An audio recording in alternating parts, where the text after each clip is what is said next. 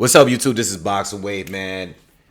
Shout out to everyone that was here last night during the live coverage of this fight. It was a very, very long coverage. I was on here for almost 5.5 hours. But we had fun like we normally do. Not a huge crowd. Didn't think there was much of a huge crowd on anybody's lives last night. You know, it just wasn't a fight that many people were that interested in. Plus, there was a UFC card. Plus, there was NBA basketball, playoff basketball. So there wasn't a lot of people. You know, I averaged anywhere in between 100 and 200 people the entire night. It just wasn't a lot of people last night. I think not even. I think for the majority of the first 2 or 3 fights, I was even on the 100 viewers. You know, it just wasn't a lot of people last night. But shout out to you all that was here, anyone that donated, anyone that shared the video, anyone that liked the video. I appreciate your support. All right. I was supposed to be on earlier. I told you guys last night, you know, I had a lot of free time today. Woke up this morning, Verizon files down in my entire area. All right. So I had no internet all day. It made me realize that without Wi-Fi, I really can't do anything. I can't watch TV because everything that I stream to is streamed. Every app you use is streamed. You need the internet to work. So I can't watch TV. I can't go on the internet and use my computer. All I have is my cell phone, and I can just use the internet or the mobile service from there and nothing else. All right. I was thinking about recording a video on my phone, but then it takes forever to upload a video because of the quality of these cameras now. I have the most recent maxed out iPhone. So, you know, I'm going out to LA tomorrow. Most of you guys know. I told you guys last night. I'm going to be out of here as early as 4:30 in the morning. All right, but I wanted to get this review of the fight between Canelo Alvarez and John Ryder in before I got out of there. But I am bringing my equipment so I can do content while I'm out there as well. Just like I did when I was out in London. All right. So let's talk about the fight last night, man. Canelo Alvarez wins a decision, a pretty wide decision to John Ryder. You know, for the most part, he won pretty clear. You know, obviously he didn't get the stoppage like most of us expected. I think the stoppage was definitely there for the taking, for sure, especially because he hurt Ryder so early in the fight. And, you know, had him down early in the fight, too. I think it was the 5th round where he dropped him, right? And I think leading up to the 6th or 7th round, I thought there was going to be a point where he was going to stop him. You know, I think after the 7th round, I think that's when the fight got a little bit more interesting because Ryder started to step it up a little bit and Canelo started to fade a little bit in the later rounds. You know, I think even Ryder even won the final round. I think as far as, you know, the scorecards, you had a judge that gave it all rounds to Canelo. You had a judge that gave a couple of rounds to Ryder. And then you had a judge that gave, 2 judges that gave a couple of rounds to Ryder. All right. I've heard people say Ryder won about 4 rounds. Okay. I've heard 2, you know, I think 2 is fair. 2, maybe 3 possible. It's pretty fair. You know, I think he didn't, I don't think it was a shutout. It damn sure wasn't a shutout to me, but you know, 2-3 rounds seems pretty fair to me. Yeah. I guess we start with John Ryder and just discuss him real quick before we get to Canelo, because Canelo's going to take the majority of the time here. John Ryder proved that, I mean, he clearly is a contender, and he proved that prior to this fight by beating Danny Jacobs and Zach Parker and, arguably, losing a disputable loss to Callum Smith. So he proved that he belongs. All right. But in this fight here, he proved how durable he really is. And he survived the fight. You know, I don't think he did better than some of the other opponents that we saw offensively, like Saunders, like Plant. I think some of the other recent opponents of Canelo, offensively did better. But Ryder went the distance with Canelo. All right, he went the distance, and his nose was broken early. And I just saw an interview where Ryder was basically saying nose was broken early. Second, third round, and just the experience of swallowing the blood and feeling it in your throat, and while still having to fight. Of course, obviously your breathing is obstructed and all of that, and you have to deal with that the entire fight while fighting Canelo. So for him to have a broken nose and do as well as he did and still go the distance with Canelo, when there were clearly opportunities for him to get knocked out. I mean, he was hurt in the fight multiple times. Even later in the fight, he was hurt. But he went the distance. I mean, there was a few periods where I thought Canelo was going to get him out of there, and the dude is a tough dude. I mean, he's a tough dude. He's a tough dude, and he displayed some good defense. The odds, everything seemed to be against him. The ring was, small. I mean, you could say it plays in a complete benefit for Canelo. In my opinion, it does. But Ryder's son kind of has the same style. Similarities there. He wants to close the gap. He wants to get on the inside. But Canelo pushed him backwards the entire time. And from an offensive standpoint, Ryder didn't really have much to offer Canelo. He knew how to get in and smother Canelo and land a few uppercuts here and there. Did a good job with his jab. Was able to set up a few shots here and there, some straight left hands being the southpaw. He got off, especially in those later rounds. There was some exchanges with Canelo where I felt like he caught Canelo with some really, really good shots that Canelo was buzzed by. But outside of that, there was no consistency from the offensive standpoint from Ryder. On the defensive standpoint, though, I thought Ryder did a good job from blocking a lot of those looping right hands from Canelo by keeping that left hand up, and he displayed some good defense. He took a lot of hooks to the body from Canelo. I think Canelo was consistently landing the left hook to the body, and Ryder took him. I thought there was a point where, being that Canelo was always landing that shot, I felt like he would probably go down from a body shot. But nah, he took it. He took the punishment, and he was hurt by some right hands. But he's a durable dude, and he did display some good defense. The lunging that I've seen him do in other fights and stuff to get in range and to try to smother his opponent's punches. He didn't lunge like recklessly like I've seen him do in the past. So, I know the uppercut was one of the things that I figured would be a problem, that Canelo would land at some point. There weren't that many opportunities for that. You know what I mean? Canelo mainly focused on trying to land the right hand straight down the pipe, set it up with the jabs and shoot the right hand, or wing the right hand around the guard of John Ryder. He did connect at some points. But Ryder did well, and even with the defeat, people respected it. And I think he has room to get another big fight. I mean, I don't know how it would work. He is with Matchroom. I would love to see a fight between, and I pulled up the box rec. If Benavidez doesn't get Canelo, I would love to see a Benavidez fight with Ryder. I'd love to see an Andrade fight with Ryder, even though Andrade's with PBC now.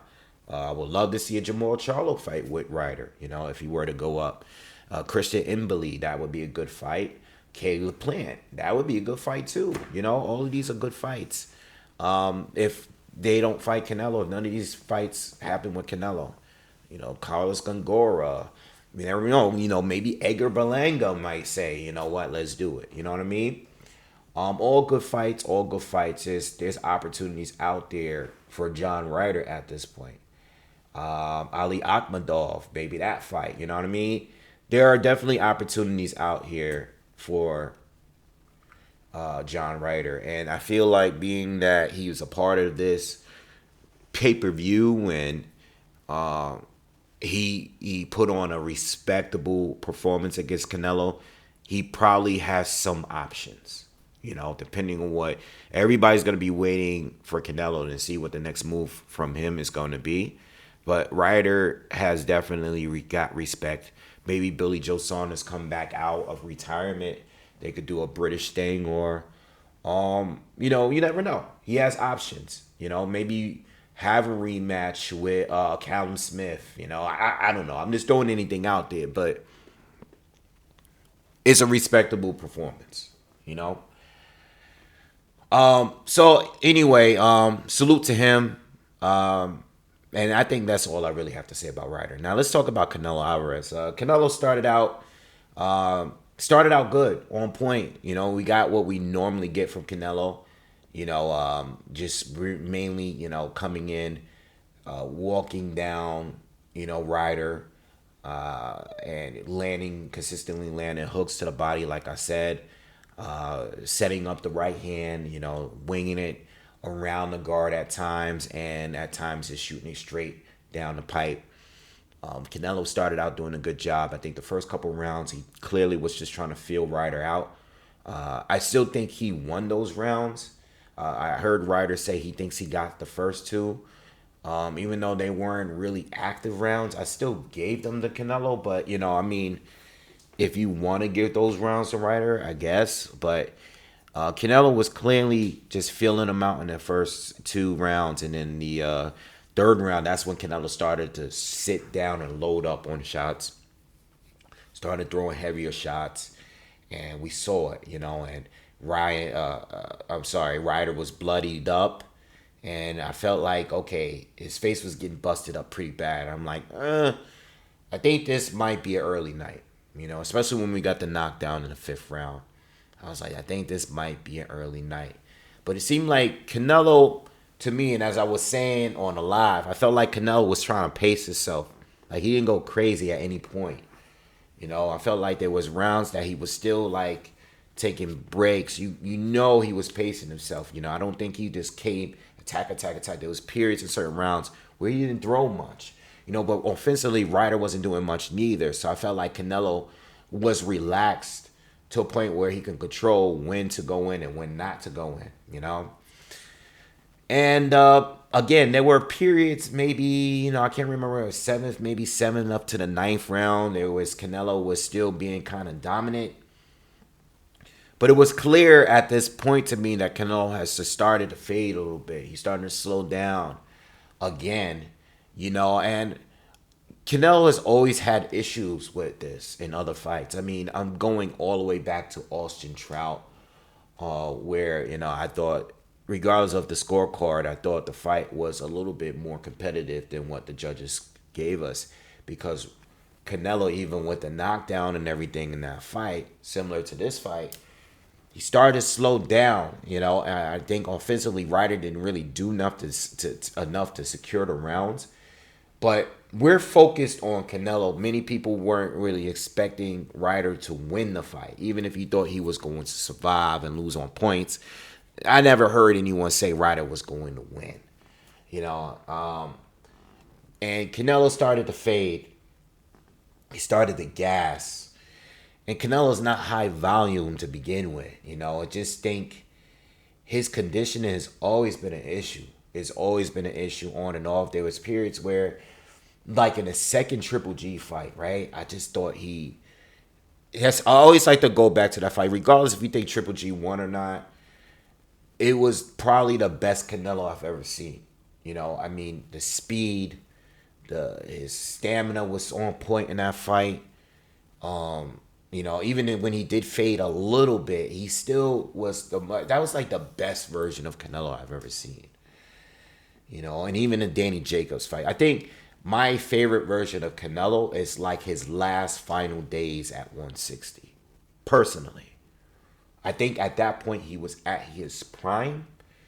And like as far as skills and just as far as just his ability and everything and his conditioning, he had a great one at 168, a great run. But I feel like his best like physical condition was at the later part of his 160 run, you know. And in his last 2022 and now, I just feel like he's fading now. You know, I didn't really count the Bivol fight because Bivol legit was better. He was bigger, he was better, he was just better. I mean, it is what it is. You know, I mean, when Canelo faded in that fight, I took it as he's fading because he's getting outworked, he's getting outboxed, and he ran out of options in that fight. Whereas in the Triple G trilogy, I was shocked because that was the most dominant he's ever been in that Triple G trilogy. And he was clearly up like at least the first 7 of the first 8 rounds. And I even thought Triple G was going to get stopped at the point. I didn't predict that he would. But while watching the fight, I was like, he's so dominant. I think he may stop Triple G. And then that last 4 rounds, I don't know what happened. He just faded dramatically, and Triple G easily won the last 4 rounds. So I said, you know, maybe Canelo is fading. He's been in the game for a long time, and this may be catching up to him. Even though he's 32 years old, he's got almost 18 years in the sport professionally. You know, he has a lot of fights. How many fights Canelo has? Canelo is 59, 2-2. So he has 63 fights. 63 fights. He's been in the game a long time. Who has 60 plus fights anymore in this sport? You know, what top fighters have 60s? You know, most of them are in the 30s, 40s, you know, with a lot of years. I mean, Floyd didn't fight this many times. You know what I mean? So he started to fade, and John Ryder started to gain confidence and let his hands go a little bit more. And he started to catch Canelo. And Canelo, even though offensively in the first half he looked good, I never thought he really looked great defensively. I think he's taken a huge step down defense. And I was trying to think, because I try to think, I'm thinking of all angles here. And I think one of you might have asked me during the live if I thought that Canelo didn't train, you know, up to par for this fight. Maybe he just didn't feel like Ryder was worth that. And I know a lot of these fighters, in fact, the majority of these fighters train and work and prepare and fight at the level of their opponent. So that's a possibility. But this is 2 fights in a row of us seeing this. And there's a history of it. We saw it in the first Triple G fight. We saw it in the third Triple G fight. We saw it in the Austin Trout fight. We've seen it in, you know, there's certain fights here that he just faded. You know, maybe not Jacobs, not Kovalev, not Chavez, but, you know, there are certain fights here where I felt like as the fight went on, he faded. You know, it's just depending on the opponent. Even Angulo, you know, I know he stopped getting Angulo late, but there was a period when Angulo started to make a run and had some success, even though he was being dominated for every round. You know what I mean? So he's been on and off with this. And I think this is a second fight or a third fight in a row where he did fade. You know, and I'm thinking that I believe at this point, after this performance, that I think he's just outside of his prime at this point. It doesn't take away, it doesn't mean he's no longer a pound-for-pound fighter. I still think he's super elite. But I just think there was the best version of Canelo is gone. You know, the very best version of Canelo, I think 2021 was the last time I saw that. You know, and I think that was probably the Saunders and Plant fight for me. Those are the last of the best fights for Canelo, in my opinion. So where does he go from here? So I was trying to think every option. I know I gave a lot of the options last night when I was on live, and I'm trying to be realistic, fair. I'm going to give you, you know, what I think Canelo should do as far as what he's already called out Bivol for a rematch. He said again last night, I want him at 175. I want to make it right. I'm going to go up to him. I don't want anyone to complain. I respect that. I do respect that. I think the Bivol wants to come down to 168 simply because I guess he wants to be able to fight for an undisputed fight. It's just kind of weird how that would even work because you wouldn't be able. They're not even letting you fight for undisputed at 175. How are they gonna let you fight once undisputed at 168? You're a Russian boxer. You know, I mean, and I already addressed some of that last night. I don't want to get too much into that whole better BF Bivol thing, but if this fight happens again and they have the rematch at 175, this performance against John Ryder does not make me believe in any way that Canelo's going to win the rematch. You know what I mean? I just don't think he has the conditioning to compete. I think there's things that he can adjust. Absolutely. I think he could set up some of his power shots. I think the problem with this fight and some of the problems with the other fight with Bivol that he had is that he's loading up on a lot of shots, not setting him up like he should be. You know, I think he's just throwing one punch at a time. And I think after the first earlier rounds, he consistently kept fighting the same way. You know, and the defense is failing a little bit. You know, I mean, Canelo's very durable, and maybe it's because he didn't respect the power of John Ryder at all. But the defense was poor. Probably the poorest I've seen Canelo in a long time when I think about it. Defensively, it's been a while since I've just seen him just get hit with anything that John Ryder. I mean, even if you don't respect the power like that. I mean, man. But maybe, again, I think part of the performance has to do with the level of opposition. I've said this about Tank recently. And I know everybody's talking about the face of boxing thing, which is whatever. But I said Tank fights at the level of his opposition. You know, when he fought Leo Santa Cruz, he didn't respect his power. He was getting hit with everything Leo was throwing at him. You know, but when he's fighting Rolly, when he's fighting Ryan Garcia, you know, he's literally trying to avoid the power shots. He's trying to avoid whatever they're throwing. As opposed to fights like Hector Garcia, Leo Santa Cruz. Certain opponents, he's fighting smart. And other ones, he's just like, whatever. You know, so that could be the case for Canelo. He is very, very durable. All right. He looked kind of busted up after the fight. It looks like his nose was pretty beat up. His nose, his lip, a little bit around his eyes. He got busted up a little bit in this fight. And I think a lot of it probably had to do with what the punishment he took in the later rounds. But I wasn't impressed with the performance. And I know I don't think he beats Bivol at all. You know, I think there's certain adjustments he can make. But I don't think he beats Bivol. I think Bivol, bigger, and extremely technical. You know, extremely technical, and I just don't see it. I don't see Bivol losing to Canelo. You know what I mean? Canelo might win an additional round. I think I gave Canelo 3 rounds in the first fight. Maybe he gets 4 in there. You know, maybe even 5 tops. Legit. I don't mean the judges in the way the judges see it, you know, with these fights. You know, the judges, I thought they made it a lot closer than what it was, what we majority of these us saw. They 113, 115 is not what I saw. I didn't see 7 rounds of 5 at all. You know, not many 90 debatable rounds in there, swing rounds to me. I thought it was pretty clear that Bivol won almost, you know, at least 9 of those rounds. All right, in that fight. But he wants Bivol, and he's undisputed at 168.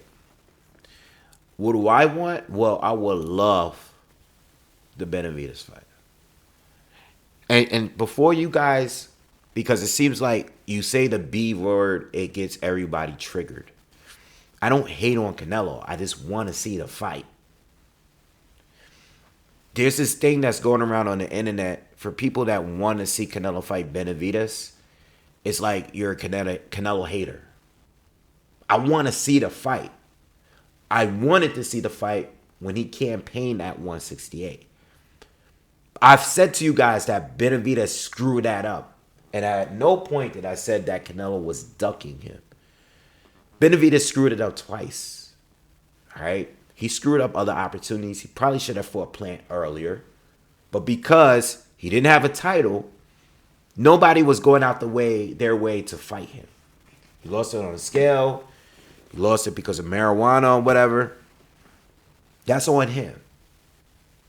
But he's come back. He's fought Caleb Plant. He won the fight in good fashion. He didn't stop Plant, but he won in good fashion. And I want to see the fight. It doesn't mean that I'm a Canelo hater. I think he has a great chance of winning the fight. I do. I want to see the David Morrell fight. I know Morrell has very little experience as a pro. But I want to see the fight. Morrell is good. He's big. He's powerful. He's fast. He's fresh. He's young. I would like to see the fight. You know, and I think they're both deserving. I think Benavidez is a lot more deserving of it, but I want to see the fight. I'm not a Canelo hater for wanting that fight. I want it more than the Bivol fight because I've seen Canelo against Bivol already. You know, now he's doing it for him. And listen, he doesn't, and I said this last night, Canelo does not have anything else to prove in his career. He doesn't. 4 division champ, four legit titles, not junior titles. 4 legitimate, former unified, currently undisputed champion. All right?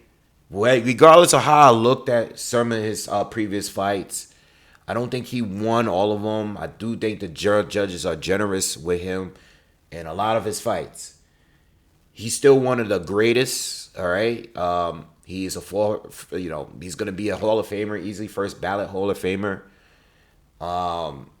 He's one of the greatest Mexican fighters of all time. And he's one of the, if not his generation's greatest fighter, at this point. I want to see the Benavidez fight. He doesn't need to take it. I know he has options, but I believe Benavidez is in a position now to fight for the title with the WBC. And I hope we get the fight. I want that fight more than any other fight. But he wants Bivol. At 168, there's not many options. I said if he wants a money grab fight, and I'll keep throwing it out there. I know people don't like it, but I'm being realistic because from a political, promotional standpoint, they can make something out of an Edgar Berlanga fight. I don't want to see it because I don't think Berlanga is anywhere near on that level. I don't even think Berlanga's on a John Ryder's level right now. All right? I don't think it's proven to me that Berlanga, I'm not saying the fight shouldn't happen, but Berlanga has improved that he can compete as a top contender yet. But if they want to make it a big Mexican versus Puerto Rican rivalry type of thing, you have Edgar there if he is looking to have a fight in between another big fight. I also will always say I always wanted to see the Andrade fight. Take it. I'm not being a hater by wanting that fight. I want the fight. I know Andrade hasn't fought the level of fighters that Canelo has fought, but I do believe style-wise, Andrade can give Canelo problems. All right? But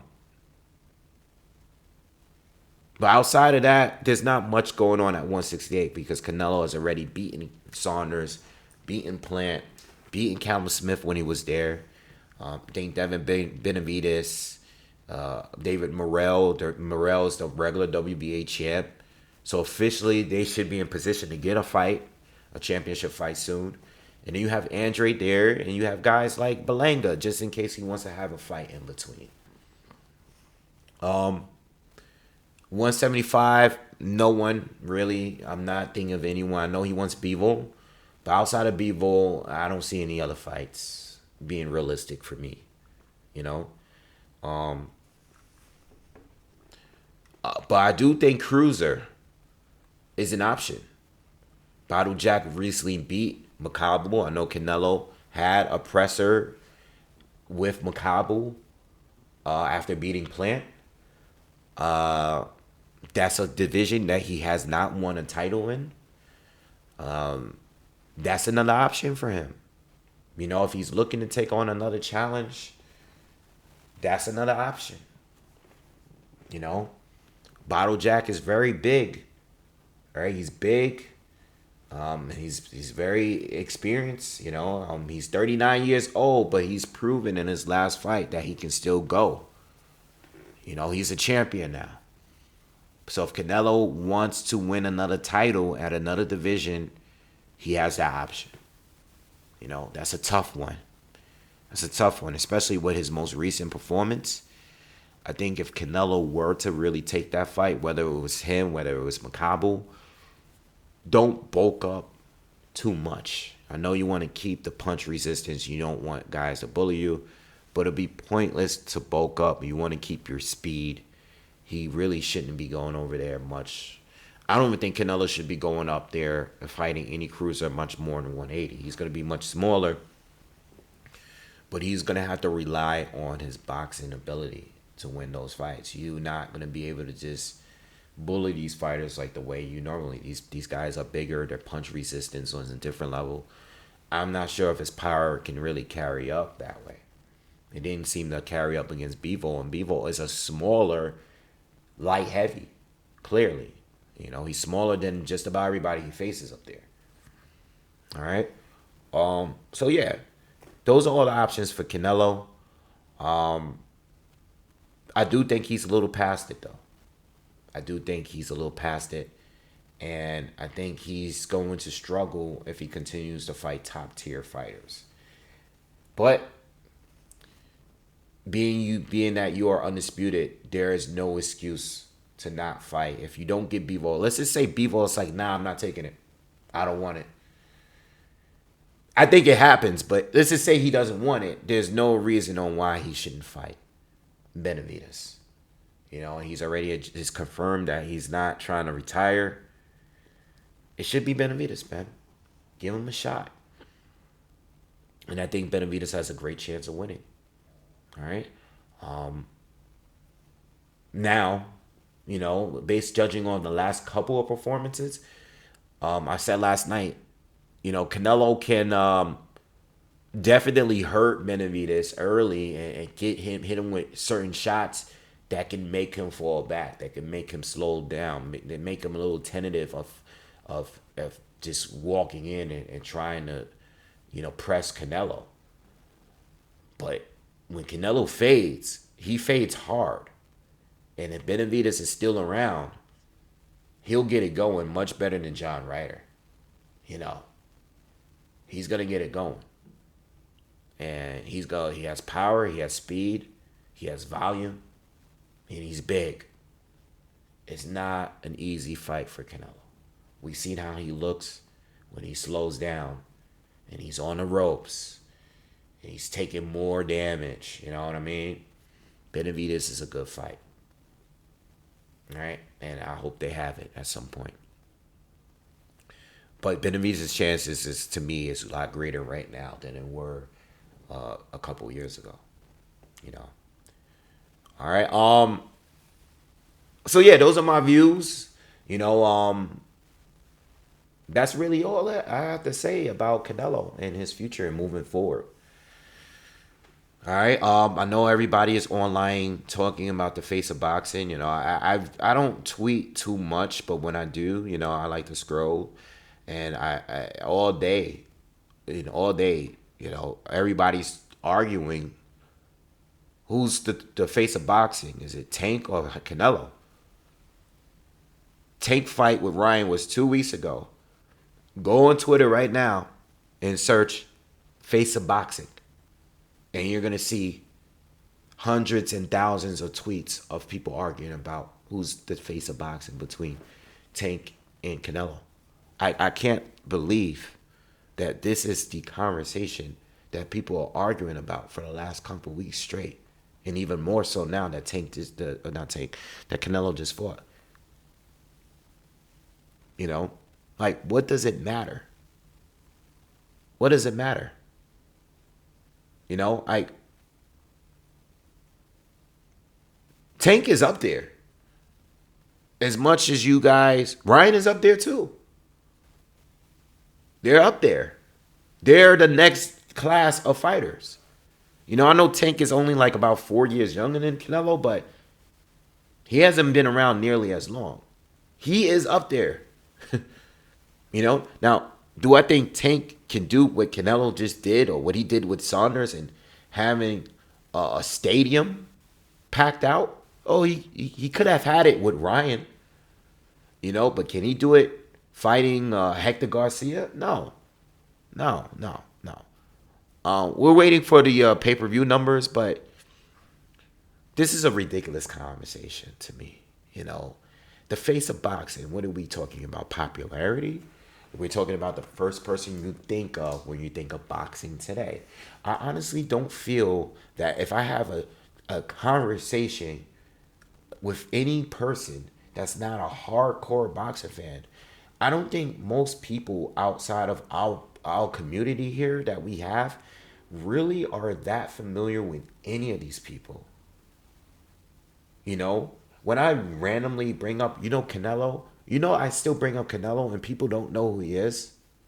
And this is America where, yes, he's a Mexican fighter, but he makes his big fights here. There's a lot of people that don't follow boxing like that don't even know who Canelo is. They don't know who Tank is. They don't know who Ryan Garcia is. You know, it's like, oh, Canelo, yeah, I heard him. Or even like with Wilder and Fury, like sometimes when I bring up boxing, people bring up that fight. Oh, those two guys, because they heard about it. They might have seen it on social media. They know it was a big fight. Or maybe they went to a fight party of someone that is a fan of boxing.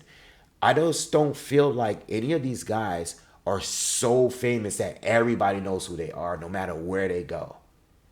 I don't think we've had that since Pacquiao and Floyd. I think Canelo is just one step below those two when it comes to popularity. All right? So this whole debate on who's the face of boxing, yes, they are both the face of boxing. Ryan and Tank is the newer generation. They're the next class up of popularity. They are. If we're talking popular, because face of boxing to me, it should be who is the man, who's the top dog. But that's what the pound for pound debate is about. The face of boxing sounds more like popularity. You know? So when I think of face of boxing, I'm thinking of Floyd. I think of Manny Pacquiao. I think of Mike Tyson. You know, I think of Evander Holyfield. Like, I think of guys with really huge, iconic type of names. You know, so when we're talking popularities, we can sit here and argue a day about who did better pay-per-views. But obviously, Canelo is big. He's bigger because he's been doing it for a long time. And he's still doing it at a high level. You know, Tank is just now getting to that point where he's really a star. You know, but there's levels of stardom, you know what I mean? And other sports that are more popular, it's just levels. It's levels. It's not just social media, Instagram following. It's levels of fame. There's always a different level. There's always a bigger fish. You know what I mean? So that's how I feel about that. I think there's face of boxing. I think Canelo is currently the face of boxing. I think Tank and Ryan, if Ryan continues to fight and do well, I think those two are clearly the next up for the next generation. All right. That's how I look at it. It's not that deep. What are we arguing about? You know, even if Canelo's pay-per-view numbers are poor, which I expect them to be for his standards, because nobody was watching this fight last night, it's because he fought John Ryder. At the end of the day, you absolutely need a known dance partner or a guy that people feel can actually beat you in order to get higher pay-per-view numbers. And Ryder was not it. So no one cared. No one cared. And plus, we just spent $85 on a pay-per-view 2 weeks ago. People weren't gonna do that and then do this after. You guys got to remember, we were supposed to get Tank Ryan, Usyk Fury, which was another pay-per-view, Canelo Alvarez, and Ryder, and then we're going to still get Haney. And people were leaving comments saying to me yesterday, they didn't pay for the fight. They just paid for the Tank and Ryan fight, and they got to pay for the Loma and Haney fight a couple weeks. There are better fights out there. Now, if you want to compare pay-per-view numbers, if this is what you guys want to do, compare Tank and Hector Garcia's numbers to Canelo versus Ryder numbers. I think that's fair. Hector, champion, clearly not super famous, but respected. All right, undefeated. Fought Tank. I don't remember what the Tank pay-per-view numbers were, but if you want to compare numbers, compare those numbers to Canelo and Ryder.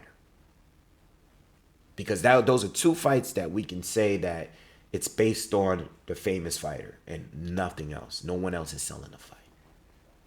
All right. I think if that's what y'all want to do, I'm not making any content about arguing about that. You know, that's for you guys. It's silly to me. You know, I think pound for pound is getting silly, but we're not gonna do pound for pound in the face of boxing at like two. Like, come on, hey, it's getting ridiculous. All right. Anyway, I think I've left. I think I spoke on everything. Anyway, all right, I'm getting out of here, man. You guys won't see me again until I open up my MacBook and I'll be in LA. So hopefully the Wi-Fi is great at the spot that I'm staying in, and I'll do some content when I'm out there, and I'll let you guys know if I'm gonna be around for Saturday's fights. All right, a couple smaller cards on Saturday. I'll let you guys know. All right, but I'm on vacation. And I'll see you guys out in LA. Peace.